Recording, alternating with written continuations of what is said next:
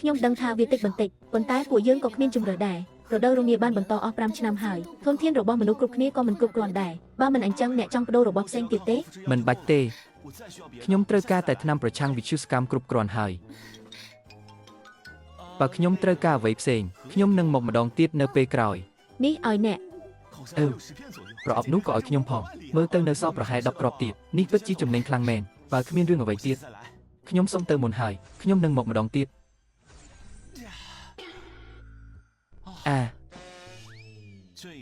ជាន់នេះសុទ្ធតែជាអ្នកជំងឺមហារីកស្នាក់នៅតាម这瓶其实是水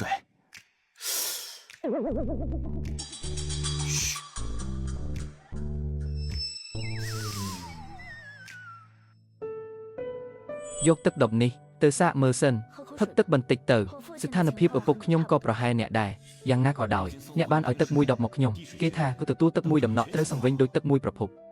បាន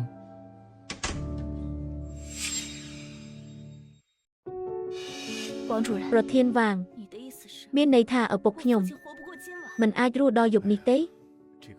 តាមស្ថានភាពធម្មតាពិតជាបែបនោះ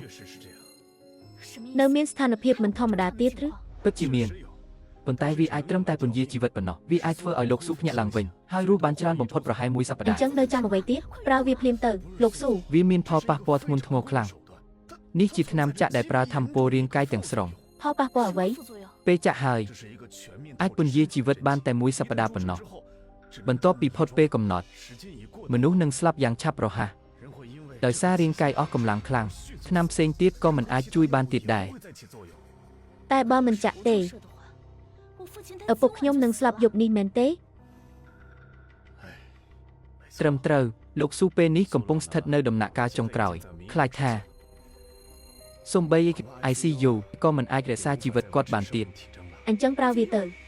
រស់បានមួយថ្ងៃក៏ល្អជាងមួយថ្ងៃដែរ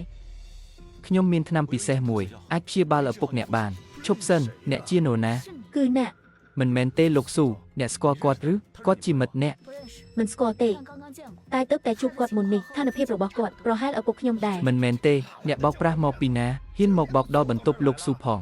នោះពិតជាថ្នាំពិសេសមែនហើយខ្ញុំក៏បានសាកល្បងលើខ្លួនអញហើយមើលទៅខ្ញុំជាសះស្បើយហើយអ្នកក៏ហត់ទេអ្នកជាហើយតែជំងឺលោកស៊ូជាមហារីកដំណាក់កាលចុងក្រោយសូម្បីអ្នកជំនាញមានអំណាចនិងឋានៈដូចខ្ញុំក៏មិនអាចព្យាបាលបានតែអ្នកយកផលិតផលគ្មានប្រភពច្បាស់លាស់បែបនេះមកបោកអ្នកណាសូមជឿខ្ញុំវាពិតជាមានប្រសិទ្ធភាពបើវាគ្មានប្រសិទ្ធភាពឬមានបញ្ហាអ្វីកើតឡើងខ្ញុំនឹងទទួលខុសត្រូវទាំងអស់ប៉ុន្តែនេះគឺជាឱកាសតែមួយគត់ដែលឪពុកអ្នកអាចរស់បន្តបាន